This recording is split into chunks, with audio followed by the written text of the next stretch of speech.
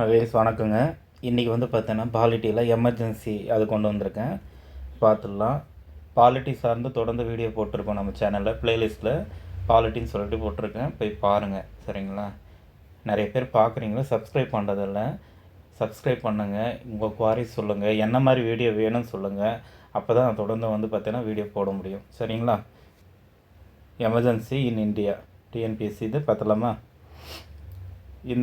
இந்த செஷன் முடியும் போதே தெரியும், நீங்கள் கிளியராக வந்து பார்த்தோன்னா ஈஸியாக வந்து படிச்சிடலாம். சரிங்களா? ரொம்ப சிம்பிளாக இருக்கும். வாங்க வீடியோக்குள்ளே போகலாம். நெருக்கடி நிலை. சரிங்களா? நெருக்கடி நிலை வந்து பார்த்தீங்கன்னா 108. இதில் அந்த 0 கட் பண்ணிங்கன்னா 18. சரிங்களா? எமர்ஜென்சின்னா 108ன்னு வச்சுக்கோங்க, அந்த 0 கட் பண்ணிங்கன்னா 18. அப்போ 18வது பார்ட் வந்து பார்த்திங்கன்னா நெருக்கடி நிலை தொடர்பான சொல்லுது. அது ஆர்டிக்கல் எங்கே ஸ்டார்ட் ஆகுதுன்னா 382 360 365ன்னு ஒன்று இருக்குது. அது என்னன்றது நம்ம பார்த்துடலாம். சரிங்களா?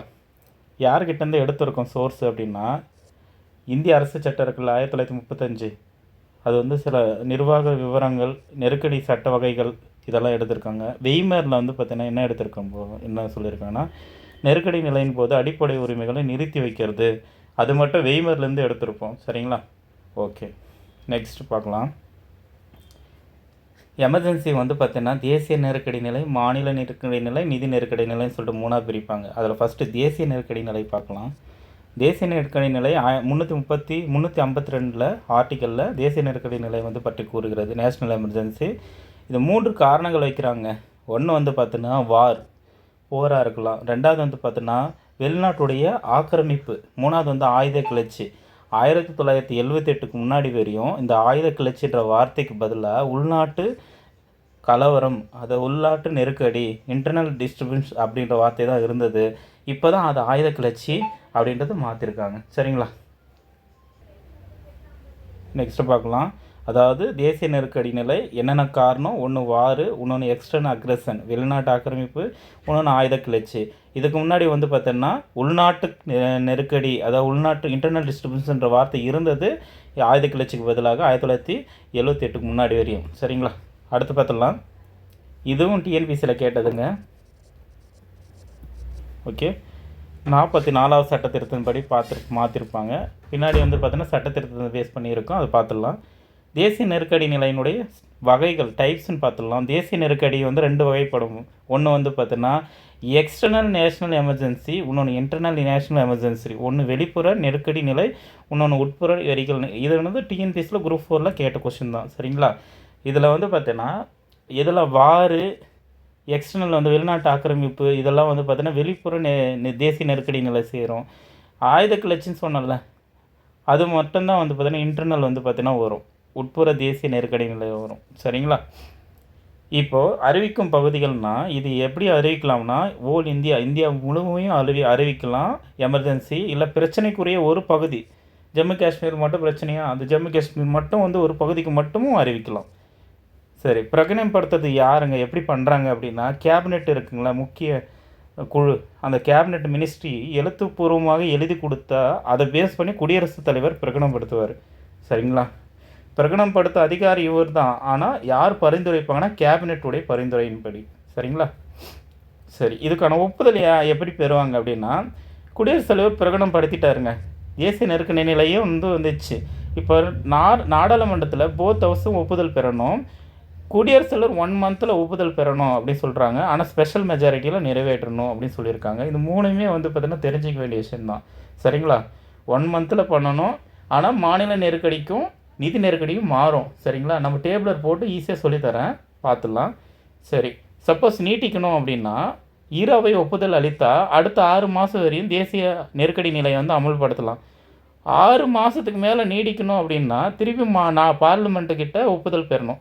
அப்படி ஒப்புதல் பெற்றுகிட்டே இருக்கணும் அப்படின்னு சொல்லியிருக்காங்க. ஆனால் மேக்ஸிமம் எவ்வளோ நாளைக்கு அப்படின்னா மேக்ஸிமம் பீரியட் எதுவுமே நிர்ணயம் செய்யலை. ஒப்புதல் மட்டும் 6 மாதத்துக்கு ஒரு டைம் ஒப்புதல் பெறணும் நேஷ்னல் எமர்ஜென்சி பொறுத்தவரையும் அப்படின்னு சொல்லியிருக்காங்க. சரிங்களா? ஓகே, அடுத்து வந்து திரும்ப பெறுதல் எப்படி அப்படின்னா, அறிவிக்கும் போது தான் ஸ்பெஷல் மெஜாரிட்டி, திரும்ப பெறுதல் சிம்பிள் மெஜாரிட்டி தீர்மானமே போதுமானதான். குடியரசுத் தலைவர் எந்த நேரத்திலையும் நெருக்கடி நிலை திரும்ப பெறலாம். எந்த நேரமுன்றது வார்த்தை இம்பார்ட்டன்ட். அது எப்போ வேணாலும் வந்து பார்த்தீங்கன்னா திரும்ப பெறலாம். ஸ்பெஷல் மெஜாரிட்டியெல்லாம் இல்லைங்க. சிம்பிள் மெஜாரிட்டி இருந்தால் பெற்றுக்கொள்ள திரும்ப பெறலாம். ஆனால் நீ வந்து எமர்ஜென்சி கொண்டு வரணும்னா கேபினட் மினிஸ்ட்ரியோடைய பரிந்துரையின் பேரில் இவர் கொண்டு வந்துடுவார். ஆனால் போத் ஹவுஸில் ஸ்பெஷல் மெஜாரிட்டியில் வந்து பாஸ் ஆகணும் அப்படின்னு சொல்லியிருக்காங்க. ஓகே, அடுத்து வந்து நெருக்கடி நிலை பிரகடனப்படுத்துறது யார்? இதெல்லாம் 1 மார்க் இல்லைங்க, இதெல்லாம் கொஸ்டின் ஏரியா. சரிங்களா? அங்கீகரிப்பது அப்ரூவ் பண்ணுறது யாருன்னா பார்லிமெண்ட்டுங்க. டிஸ்மிஸல் பண்ணுறது ரத்து செய்கிறது வந்து லோக்சபா. அங்கீகரிக்க தேவையானது வந்து ஸ்பெஷல் மெஜாரிட்டி. நெருக்கடி நிலையை ரத்து செய்ய தேவையானது வந்து பார்த்தா சிம்பிள் மெஜாரிட்டி. சரிங்களா? இதில் ஒன்று மட்டும் குடியரசுத் தலைவர். தேசிய பிரகடனங்களை பிரகடனப்படுத்துறது குடியரசுத் தலைவர். ஆனால் யாருடைய வழிகாட்டுதல் இந்த மினிஸ்டர், கேபினெட் மினிஸ்டரின் பேரில். சரிங்களா? அங்கீகாரம் பண்ணுறது, அப்ரூவல் பண்ணுறது எல்லாமே இருக்கிற பார்லிமெண்ட்டு தாங்க. டிஸ்மிஸல் பண்ணுறதும் லோக்சபா. அங்கீகரிக்க தேவையானது வந்து ஸ்பெஷல் மெஜாரிட்டி. ஆனால் ரத்து செய்யறதுக்கு சிம்பிள் மெஜாரிட்டி ஆல்ரெடி பார்த்துட்டோம். சரிங்களா? அடுத்து பார்க்கலாம். தேசிய நெருக்கடியினுடைய விளைவுகள் என்னங்க அப்படின்னா, மாநில பட்டியலில் ஏதாச்சும் ஒரு சட்டம் இருக்குன்னா அது நாங்கள் பொதுப்பட்டியல் மாநில பட்டியலேருந்து மத்திய பட்டியலுக்கு வந்துடுங்க. மத்திய பட்டியலில் ஒரு சட்டத்தை வந்து ஏற்றிடலாம். சப்போஸ் மாநில பட்டியலில் வந்து சுகாதாரம் இருக்குது, மாநில பட்டியலில் வந்து பார்த்திங்கன்னா மின்சாரம் இருக்குது, மின்சார பொதுப்பட்டியல் இருக்குது, மாநில பட்டியலில் சுகாதாரம் இருக்குதுன்னு வச்சுக்கோங்களேன். அதை வந்து பார்த்தீங்கன்னா கல்வி இதுக்கு முன்னாடி வந்து மாநில பட்டியலேருந்து இப்போ பொதுப்பட்டியலுக்கு போயிடுச்சு. அந்த ஸ்டேட்டை வந்து எமர்ஜென்சியில் இருக்கும்போது மத்திய அரசே வந்து அது மேலே ஒரு சட்டத்தை போடலாம். சரிங்களா? அதேமாதிரி லோக்சபாவினுடைய பதவிக்காலம் வந்து பார்த்தீங்கன்னா 1 வருஷம் நீடிக்கப்படுங்க. சட்டப்பேரவையினுடைய பதவிக்காலம் வந்து பார்த்தீங்கன்னா 1 ஆண்டுகள் நீடிக்கப்படும். அடிப்படை உரிமைகள் பாதிக்கப்படும் அப்படின்னு சொல்லியிருக்காங்க. ஆனால் ஆர்டிக்கல் வந்து பார்த்தீங்கன்னா 20, 21 இதை வந்து நிறுத்தி வைக்க முடியாதுன்னு சொல்லியிருப்பாங்க. 21, 22 ஏன்னா தனி மனித உரிமை அது 20, 21 வந்து பார்த்தீங்கன்னா நிறுத்தி வைக்க முடியாதுன்றதை பின்னாடி பார்ப்போம். சரிங்களா? ஓகே, சரி. தேசிய நெருக்கடி நிலை வந்து பார்த்தாச்சு. சரிங்களா? தேசிய நெருக்கடி நிலை 3 நிலைகளாக அறிவிச்சிருக்காங்க. ஓகே, இதுவரையும் வந்து 3 முறை அறிவிச்சிருக்காங்க. எப்போன்னு பார்த்துடலாம். 62 வந்து பார்த்தீங்கன்னா சைனா ஆக்கிரமிப்புக்காக திரும்ப வந்து 1968 வந்து திரும்ப பெறப்பட்டது. இதை ஃபஸ்ட்டு முறை சைனா போர். 2வது வந்து பார்த்தீங்கன்னா பாகிஸ்தான் தாக்குதலால் 1971 இது ரிட்டன் வந்து 1977 பெறப்பட்டதுன்னு சொல்கிறாங்க. 3வது முறை வந்து பார்த்தீங்கன்னா 1975 ஜூன் 25 அறிவிக்கப்பட்டது. ஓகேங்களா? இது இந்திரா காந்தி பிரதமராக இருக்கும்போது உள்நாட்டு நெருக்கடின்ற வார்த்தை வந்து பார்த்தீங்கன்னா காரணத்தின் அடிப்படையில் அறிவிக்கப்பட்டது. 1977 வந்து பார்த்தீங்கன்னா திரும்ப பெறப்பட்டது. சரிங்களா? 2 முறை வந்து பார்த்தீங்கன்னா போர். 1 சைனா போர், 2வது பாகிஸ்தான் போர், 3வது வந்து உள்நாட்டு நெருக்கடி என்ற காரணத்தால் வந்து அறிவிக்கப்பட்டது பிரதமர் இந்திரா காந்தி காலத்தில். சரிங்களா? 1975 திரும்ப பெறப்பட்டது 1977. சரிங்களா? அடுத்து பார்க்கலாம். ஸ்டேட் எமர்ஜென்சி, மாநில நெருக்கடி, அதாவது குடியரசுத் தலைவர் ஆட்சி என்றும் அரசியலமைப்பு நெருக்கடி நிலைன்னு சொல்லுவாங்க. State emergency. இப்போ ஸ்டேட் எமர்ஜென்சியில் வந்து எந்த ஸ்டேட் அதிகமான நெருக்கடி நிலையை வந்து அறிவிச்சிருக்கு எமர்ஜென்சி கொண்டு இருந்ததுக்கு எல்லாமே டீட்டெயில்ஸாக பின்னாடி பார்க்கலாம். சரிங்களா? அப்போது நெருக்கடி நிலை குடியரசுத் தலைவர் ஆட்சின்னு சொல்லுவாங்க. அது அரசியலமைப்பு நெருக்கடி நிலை என்றும் சொல்கிறாங்க. அடுத்து ஒரு மாநிலத்துக்கு குடியரசுத் தலைவர் ஆட்சி 2 காரணங்கள்லாம் அமல்படுத்தலாம்னு சொல்கிறாங்க. ஒன்று 356, ஒன்று 365. ஏன்னா ஒரு மாநிலத்தின் நிர்வாகம் அரசியலமைப்புப்படி செயல்படலை அப்படின்னா 356 கொண்டு வருவாங்க. மத்திய அரசு வழிகாட்டுதல் படி ஒரு மாநில அரசு செயல்படாமல் தனியாக செயல்படுதுன்னா டைரெக்டாக வந்து குடியரசுத் தலைவர் ஆட்சி கொண்டு வரலாம். இது ரொம்ப இம்பார்ட்டன்ட். ஓகேங்களா? நீங்கள் மத்திய அரசு வழிகாட்டுப்படி நடக்கலைன்னா டேரெக்டாக 365 யூஸ் பண்ணிக்கலாம். 356 தெரியும். ஒரு மாநில அரசு நிர்வாகம் அரசியலமைப்பு செயல்படலை, சுத்தமாக இல்லை, ஓகேங்களா, அப்படின்னும் போது 356 யூஸ் பண்ணிக்கலாம். இது வந்து அறிக்கையை வந்து ஆளுநர் கொடுப்பாரு. இது வந்து அதன்படி டைரெக்டாக வந்து கொண்டு வந்துடலாம். இது ரொம்ப இம்பார்ட்டனுங்க. ஓகேங்களா? நெருக்கடி நிலையுடைய அதிகாரங்கள் அறிவிக்கப்படும் பகுதிகள். இப்போது குடியரசுத் தலைவர் வந்து பார்த்தீங்கன்னா அங்கே வந்து ஒரு இந்தியா ஃபுல்லாக அறிவிக்கலாம், ஒரு ஏரியாவில் அறிவிக்கலாம். அதே மாதிரி இங்கே வந்து பார்த்தீங்கன்னா மாநிலம் முழுவதையும் ஒரு ஸ்டேட்டும் அறிவிக்கலாம், ஒரு பகுதி மட்டும் கொண்டு வர முடியாது. இதுதான் இங்கே. அங்கே வந்து பார்த்தீங்கன்னா ஸ்டேட் இது நேஷ்னல் எமர்ஜென்சி, தேசிய நெருக்கடி நிலை ஒரு பகுதியில் ஒரு குறிப்பிட்ட ஏரியாத்தில் கொண்டு வரலாம், இல்லை இந்தியா ஃபுல்லாகவும் கொண்டு வரலாம். ஆனால் மாநில நெருக்கடி நிலை வந்து பார்த்திங்கன்னா அப்படின்றது ஒரு இதெல்லாம் இல்லை, வந்தால் ஒரு ஸ்டேட் ஃபுல்லாகவே கொண்டு வரணும். சரிங்களா? ஆளுநர் பரிந்துரையின் அடிப்படையில் ஒரு மாநிலத்தின் குடியரசுத் தலைவர் ஆட்சியை பிரகடனப்படுத்தலாம். ஓகேங்களா? அல்லது ஆளுநரை பரிந்துரை இல்லாமலும் ஒரு மாநில குடியரசுத் தலைவர் ஆட்சியை பிரகடனப்படுத்தலாம். அதுதான் 365 சொன்னல. மத்திய அரசு வழிகாட்டுதல் படி நீ செயல்படலைன்னா டைரெக்டாக வந்து குடியரசுத் தலைவர் ஆட்சி கொண்டு வந்துடலாம். ரெண்டுமே இம்பார்ட்டன்னு பார்த்துக்கோங்க. ஒப்புதல். இப்போ ஒப்புதல் பெறுதானா போத் ஹவுஸும் ஒப்புதல் பெறணுங்க. இந்த குடியரசுத் தலைவர் ஆட்சி அறிவிச்சிட்டிங்க, நாடாளுமன்றத்தில் போத் அவையில், அது எத்தனை மாதத்தில்? குடியரசுத் தலைவர் அறிவித்த நாள்லேருந்து 2 மாதத்தில் ஒப்புதல் பெறணும். சிம்பிள் மெஜாரிட்டி போதும். அங்கே 1 மாதத்துலன்னு சொல்லிட்டு சொன்னோன்னா இங்கே 2 மாதம். சரிங்களா? நம்ம அந்த டேபிளர் காலம் போட்டு நம்ம தெளிவாக பார்த்துடலாம். சரிங்களா? அடுத்து நீட்டிப்பு காலம்ன்றது பார்த்தீங்கன்னா, நாடாளுமன்றத்தின் இரவைகளில் ஒப்புதல் அளித்து விட்டால் 6 மாத காலத்திற்கு குடியரசுத் தலைவர் ஆட்சி அமல்படுத்தலாம். 6 மாதத்துக்கு மேலே நீட்டிக்கப்பட வேண்டும். மீண்டும் வந்து நாடாளுமன்றத்திலும் ஒப்புதல் பெற வேண்டும். ஒவ்வொரு 6 மாதத்துக்கு ஒரு தடவை ஒப்புதல் பெற்ற அதிகபட்சம் 3 ஆண்டுகள் வரை வந்து பார்த்தீங்கன்னா ஒரு மாநிலத்தில் குடியரசுத் தலைவரை அமல்படுத்தலாம். அங்கே வரையறே இல்லை. எவ்வளோ தடவைனா வந்து பார்த்தீங்கன்னா 6 மாதம் ஒவ்வொரு முறையும் வந்து பார்த்தீங்கன்னா நம்ம அனுமதி பெற்று பண்ணலாம், ஒப்புதல் பெற்று. ஏன்னா இங்கே 3 வருஷத்துக்கு மட்டும்தான் அது மாதிரி எக்ஸ்டெண்ட் பண்ண முடியும்னு சொல்லியிருக்காங்க. இது கீ பாயிண்ட்டு. அடுத்து வந்து பார்த்தீங்கன்னா திரும்ப பெறுதல். குடியரசுத் தலைவர் எந்த நேரத்திலும் ஒரு மாநிலத்தின் அமல்படுத்தப்பட்ட குடியரசுத் ஆட்சி திரும்ப பெறலாம். திரும்ப பெறுதல் நாடாளுமன்ற ஒப்புதல் தேவையில்லை. ஆனால் இதனுடைய விளைவுகள் என்னென்னா, மாநில ஆட்சித்துறைக்கு குடியரசுத் தலைவருக்கு சென்றுவிடும். சட்டம் இயற்றும் அதிகாரம் நாடாளுமன்றத்துக்கு போயிடும். சட்டப்பேரவை கலைக்கப்படலாம், அல்ல கலைக்காமல் இருக்கலாம். ஆட்சியை வந்து அந்த சட்டசபையை கலைச்சிடலாம். சரிங்களா? அடுத்த எலெக்ஷன் அறிவிக்கலாம். சரிங்களா? இல்லை கலைக்காமலும் இருக்கலாம். அடுத்த நிதி நெருக்கடி நிலைங்க 3வது ஆர்டிகல் 360 வந்து பார்த்தீங்கன்னா நிதி நெருக்கடி நிலை பற்றி சொல்லுது. இந்தியாவில் நிதி நிலைமைக்கு அல்லது நாணயத்திற்கு கிரெடிட்டுக்கு ஆபத்து நிகழும் வகையில் இருந்தால் அதை நிதி நெருக்கடி நிலை வந்து பிரகடனப்படுத்தலாம் அப்படின்னு சொல்லியிருக்காங்க. ஃபினான்சியல் வந்து பார்த்தீங்கன்னா மோசமான நிலைக்கு போயிடுச்சு, நிதி நிலைமைக்கு போயிடுச்சு, நாணயம் வந்து பார்த்தீங்கன்னா மதிப்பு இழந்துச்சு அப்படின்னும் போது இந்த நிதி நெருக்கடி நிலை பயன்படுத்தலாம். இது வந்து பார்த்தீங்கன்னா இந்தியா முழுவதுக்கு அறிவிக்கலாம், இல்லை இனி ஒரு பார்ட்டாக அறிவிக்கலாம். ஆனால் ஸ்டேட் எமர்ஜென்சி பொறுத்த வரையும் ஃபுல்லாக தான் அறிவிக்கணுங்க. மற்ற எல்லாமே வந்து பார்த்தீங்கன்னா ஒரு பகுதியில் அறிவிக்கலாம் அப்படின்றது. சரிங்களா? இதுவரையும் வந்து ஒரு முறை கூட நிதி நெருக்கடி நிலை 360 பயன்படுத்தலை அப்படின்னு சொல்கிறாங்க. இப்போ ஒப்புதல் யார்கிட்ட வாங்கினேன்? அதே குடியரசுத் தலைவர்கிட்ட பிரகடனப்படுத்தப்படும் நிதி நெருக்கடி நிலைக்கு பாராளுமன்ற ஈராவையிலும் ஒப்புதல் பெறணும். 2 மந்த்துக்குள்ளே வந்து ஒப்புதல் பெற வேண்டும். இதே சேம் தான். இந்த 2 மாதன்றது வந்து பார்த்தீங்கன்னா எதுலேயும் வரும், ஸ்டேட் எமர்ஜென்சிலையும் வரும். சரிங்களா? எளிய சிம்பிள் மெஜாரிட்டி ஸ்டேட்டு இது 3த்துக்கு காமன் அதே தான். சரி, நீடிப்பு காலமட்டது ஒரு நிதி நெருக்கடி நிலைக்கு பாராளுமன்ற 2 அவைகளுக்கு ஒப்புதல் அளித்து விட்டால் காலவரையின்றி அமல்படுத்தலாம். தேசிய நெருக்கடியின் போது 6 மாதத்துக்குள் ஒரு தடவை ஒப்புதல் பெற வேண்டிய அவசியம் இல்லை. ஓகேங்களா? 6 மாதத்துக்கு ஒரு தடவை 6 மாதத்துக்கு ஒரு தடவை எக்ஸ்டெண்ட் பண்ணுற அவசியமே இல்லை. ஒன்ஸ் வந்து பார்த்தீங்கன்னா நெருக்கடி நிலை அறிவிச்சிட்டாங்கன்னா அது வந்து பார்த்தீங்கன்னா ஒப்புதல் காலவரையின்றின்னு சொல்கிறாங்க. இதுக்கு பீரியடே இல்லை அப்படின்னு சொல்கிறாங்க. இம்பார்ட்டன்னு.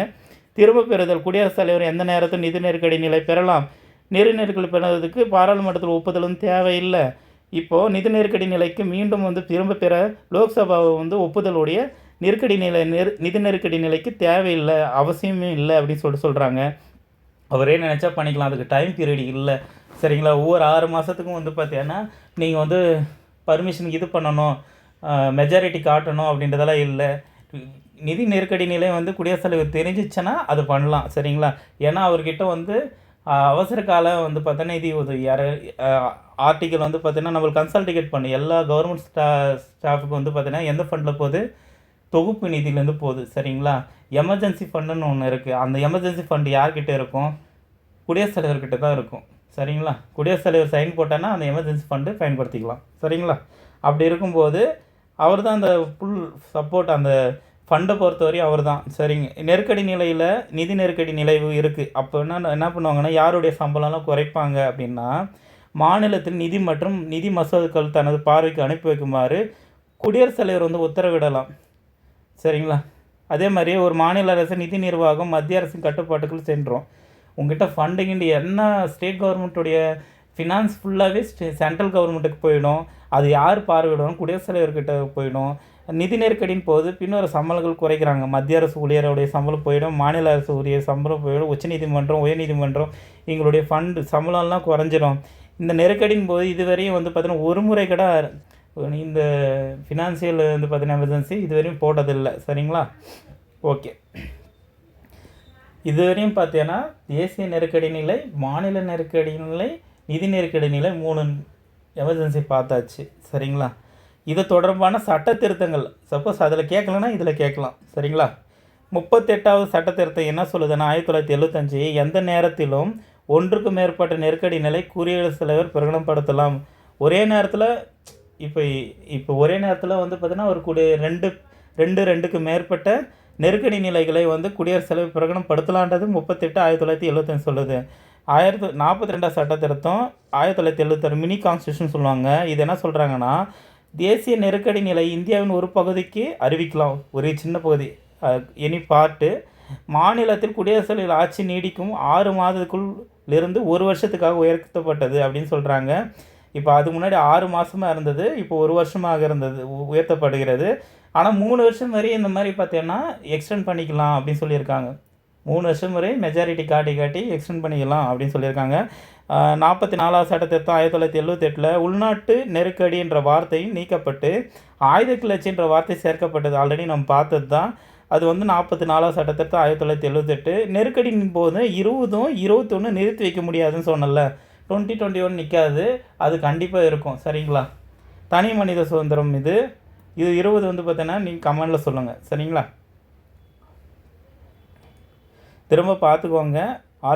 சட்டத்திருத்தம் 38 1975 ஒரே நேரத்தில் குடியரசுத் தலைவர் நெருக்கடி நிலை வந்து ஒன்றுக்கு மேற்பட்ட நெருக்கடி நிலையை வந்து பிரகடனப்படுத்தலாம். 42 1976 வந்து இது வந்து பார்த்தீங்கன்னா நேஷ்னல் எமர்ஜென்சியாக இருந்தால் ஏதோ ஒரு பார்ட்டில் அறிவிக்கலாம்னு சொல்கிறது அந்த சட்டத்திருத்தம் மூலம் தான் கொண்டு வந்தாங்க. மாநில நெருக்கடியில் வந்து பார்த்திங்கன்னா 6 மாதத்துலேருந்து 1 இயராக வந்து பார்த்தீங்கன்னா நீட்டிக்கப்பட்டது காலகட்டம்னு சொல்கிறாங்க. அதே மாதிரி 44வது சட்டத்திருத்தம் 1978 உள்நாட்டு நெருக்கடி இன்டர்னல் டிர்புலன்ஸ்ன்ற வார்த்தை ஆயுத கிளர்ச்சின்றது சேர்க்கப்பட்டது. ஆர்டிகல் 20 ஆர்டிகல் 21 நிறுத்தி வைக்க முடியாதுன்னு சொல்கிறாங்க. சரிங்களா? உங்களுக்கான கொஸ்டின் ஆர்டிகல் 20 என்னன்னு சொல்லிட்டு கமெண்டில் போடுங்க. சரிங்களா? நெருக்கடி நிலை அதிகாரங்கள்னு பார்க்கலாம். சரிங்களா? இவ்வளோ நேரம் பார்த்துடல, இதை வந்து பார்த்தீங்கன்னா இந்த 2 பேஜில் வந்து பார்த்தீங்கன்னா தெளிவாக பார்த்துடலாம். இவ்வளோ நேரம் பார்த்ததை இந்த 2 பேஜில் உங்களுக்கு தெளிவாக சொல்லிடுறேன். நேஷ்னல் எமர்ஜென்சிக்கோட ஆர்டிகல் வந்து 352ங்க. மாநில நெருக்கடி நிலை அதாவது எமர்ஜென்சிக்கு வந்து பார்த்தீங்கன்னா 356, இன்னொன்று 365. ஓகேங்களா? மத்திய அரசு செயல்பாட்டின்படி இவங்க நடக்கலைன்னா டைரெக்டாக 365 கொண்டு வந்துடலாம். சரிங்களா? ஓகே. இது ஃபினான்ஸ் நெருக்கடி 360. சரிங்களா? காரணம் என்னங்க அப்படின்னா போர், வெளிநாட்டு ஆக்கிரமிப்பு, ஆயுத கிளர்ச்சி. இது நேஷ்னல் எமர்ஜென்சிக்கு. இது வந்து பார்த்தீங்கன்னா அரசு நிர்வாகம் செயல்படல, அப்புறம் மத்திய அரசு வழிகாட்டுதல்படி பின்பற்றலை அப்படின்னா இது வந்து பார்த்தீங்கன்னா ஸ்டேட் எமர்ஜென்சி கொண்டு வந்துடுவாங்க. நிதி நாணயத்தில் வந்து ஆபத்து ஏற்பட்டது, ஃபிஸ்கல் பாலிசி கீழே போயிடுச்சு, பணவீக்கம் அதிகமாகிடுச்சு அப்படின்னும் போது குடியரசுத் தலைவர் அறிவிக்கிறது தான் வந்து பார்த்தோன்னா நிதி நெருக்கடி. சரிங்களா? Finance emergency. அடுத்து பார்க்கலாம். இது அறிவிக்கப்பட்ட பகுதின்னா இந்தியா முழுவதும் இல்லை ஒரு குறிப்பிட்ட பகுதி. இதுவும் இந்தியா முழுவதும் ஒரு குறிப்பிட்ட பகுதி தாங்க. ஆனால் இது ஒரு ஸ்டேட்னா ஸ்டேட் ஃபுல்லாக தாங்க. சரிங்களா? ஸ்டேட் ஃபுல்லாக தான் அறிவிக்க முடியும் ஸ்டேட் எமர்ஜென்சிக்கு. சரிங்களா? இதை யார் பிரகடனப்படுத்துவாங்க அப்படின்னா இது குடியரசுத் தலைவர். இது ஆளுநர் இல்லை. இதுதான் கொஸ்டின்னு. இதுவும் குடியரசுத் தலைவர் தான். ஸ்டேட் எமர்ஜென்சியை பிரகடனப்படுத்துவது ஆளுநர்னு கொடுத்துருப்பாங்க. தப்பு. குடியரசுத் தலைவர் தான் பண்ணுவார். ஆளுநருடைய ரெக்கமெண்ட் பண்ணுவார். சரிங்களா? சரி, ஓகே. அடுத்து வந்து பார்த்தீங்கன்னா பிரகடனப்படுத்துவார். இதில் 3த்துலேயும் குடியரசுத் தலைவர் தான். ஓகே, தெரியுங்களா? அடுத்து பார்க்கலாம். ஆர்டிகல்ஸ் பார்த்தாச்சு, காரணங்கள் பார்த்தாச்சு, அறிவிக்கப்பட்ட பகுதிகள் பார்த்தாச்சு, பிரகடனப்படுத்துறது யாருன்னு பார்த்தாச்சு. அடுத்து அங்கீகரிக்கிறது யார், அப்ரூவ் பண்ணுறது யாருன்னா இதுவும் பார்லிமெண்ட்டு, இது சட்டமன்றம் அல்ல ஏங்க. இது வந்து ஸ்டேட் எமர்ஜென்சியாக இருந்தாலும் பாராளுமன்றமே தான் வந்து பார்த்தீங்கன்னா அப்ரூவ் பண்ணும். சரிங்களா? ஒப்புதல் பெற வேண்டிய காலம் வந்து பார்த்தீங்கன்னா இது 1 மாதம், இது 2 மாதம் நீட்டிக்கப்பட்டது. 2 மாதம், இது 2 மாதம். ஓகேவா? ஒப்புதல் பெற வேண்டிய காலகட்டம் சொல்லிட்டு. சரிங்களா? அடுத்து வந்து பார்த்தீங்கன்னா மெஜாரிட்டின்றது பார்த்தீங்கன்னா எல்லாத்தையும் ஸ்பெஷல் சரி, இதில் மட்டும்தான் ஸ்பெஷல் மெஜாரிட்டிங்க. இதில் நேஷ்னல் எமர்ஜென்சியில் மட்டும்தான் ஸ்பெஷல் மெஜாரிட்டி. அதில் எல்லாமே சிம்பிள் மெஜாரிட்டி இருக்கணும். இதில் 2/3 இருக்கணும். ஞாபகப்படுத்திக்கோங்க. அடுத்து வந்து பார்த்தோன்னா அதிகபட்சமாக அமல்படுத்தப்படும் காலம் அப்படின்னா இதுக்கு இன்ஃபினிட்டி கால வரையறை இல்லை நேஷ்னல் எமர்ஜென்சியை பொறுத்த வரையும். இது வந்து 3 வருஷத்துக்கு வந்து பார்த்தீங்கன்னா எக்ஸ்டெண்ட் பண்ணலாம். 1 இயரா அப்படின்னு சொல்லியிருக்காங்க.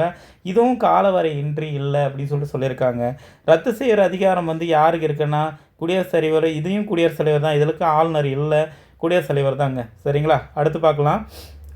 ரத்து செய்ய தேவைப்படும் அங்கீகாரம், அப்ரூவல் ஃபார் ரிகவேஷன்னு சொல்லிட்டு, இது என்னென்னா லோக்சபா வந்து பார்த்தோன்னா ரத்து செய்ய வேண்டிய அதிகாரம் இவங்க தான் கொடுக்கணும். ரத்து செய்ய ஒப்புதல் தேவையில்லை, இதுலேயும் ரத்து செய்ய ஒப்புதல் தேவையில்லை சொல்லிட்டு சொல்லியிருக்காங்க. அதே ரத்து செய்ய தேவையான பெரும்பான்மை வந்து சிம்பிள் மெஜாரிட்டி இருந்தால் போதுமானதுன்னு சொல்கிறாங்க. சிம்பிள் மெஜாரிட்டி இருந்தால் போதுமானது. ஓகேங்களா? இதில் பெரும்பான்மையே காட்ட தேவையில்லைங்க. சரிங்களா? ஸ்டேட் எமர்ஜென்சியோ இல்லை நிதி எமர்ஜென்சியோ ஃபினான்ஸ் எமர்ஜென்சியோ நம்மளுக்கு வந்து பார்த்திங்கன்னா மெஜாரிட்டி காட்டவே தேவையில்லை. ஆனால் இது ஃபுல் அண்ட் ஃபுல்லு வந்து பார்த்திங்கன்னா நேஷ்னல் எமர்ஜென்சி மட்டும்தான் வேறு மாதிரி இருக்கும். சரிங்களா? பார்த்துக்கோங்க.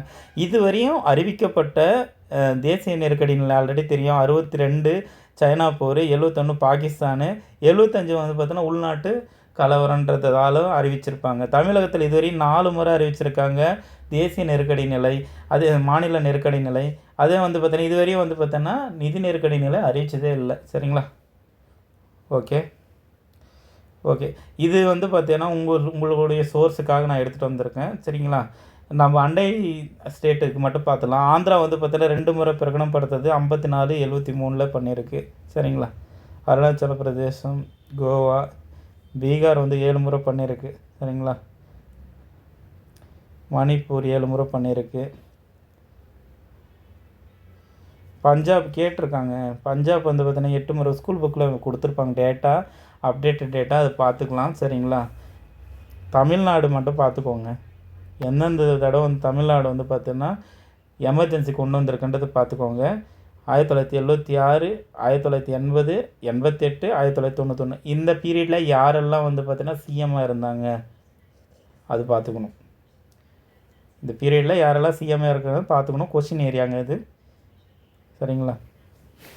ஓகே, நல்லா இருக்கும்னு நினைக்கிறேன் செஷனு. ஓகேங்களா? பிடிச்சிருக்குன்னு நினைக்கிறேன்.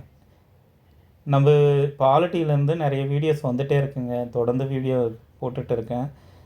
ஆனால் உங்கள் சப்போர்ட் என்னென்னா, நீங்கள் பார்க்குறீங்க, சப்ஸ்கிரைப் பண்ண மாட்டேன்றீங்க, உங்கள் குவாரிஸ் எதுவும் சொல்ல மாட்டேன்றீங்க. குவாரிஸ் சொல்லுங்கள், அதுக்கேற்ற மாதிரி நான் வீடியோஸு முழுக்க கொடுக்குறேன். சிம்பிளாக இருக்கும். பாலிட்டி வந்து பார்த்திங்கன்னா நம்ம கொடுக்குற மெட்டீரியல் அவ்வளோ சூப்பராக இருக்கும். ஃப்ரீயாக படிங்க. மேக்ஸிமம் இதுலேயே நீங்கள் படிச்சிருவீங்க. கிளாஸஸ்லேயே வந்து பார்த்தீங்கன்னா நீங்கள் வந்து ஓரளவுக்கு மோல்ட் ஆகிடுவீங்க. ஆல்ரெடி நீங்கள் படிச்சிருக்கீங்கன்னா இதை வந்து சும்மா வந்து பார்த்தீங்கன்னா நீங்கள் வந்து பேக்கப்பாக வச்சுக்கோங்க. ஓகேங்களா? சோர்ஸ் வந்து பார்த்தீங்கன்னா பர்ஃபெக்டாக இருக்குங்க. இதை வச்சு தான் வந்து பார்த்தீங்கன்னா 2 இன்டர்வியூ அட்டன் பண்ணியிருக்கோம், எக்ஸாம் கிளியர் பண்ணி வேலைக்கும் போயிருக்கோம். சரிங்களா? நம்பி படிக்கலாம். சரிங்களா? வீடியோ பிடிச்சிருந்தால் லைக் பண்ணுங்கள், சப்ஸ்கிரைப் பண்ணுங்கள், ஷேர் பண்ணுங்கள். சரிங்களா? உங்கள் ஆதரவு தான் தேவை. அடுத்து நெக்ஸ்ட்டு நல்ல கிளாஸில் பார்க்கலாம்.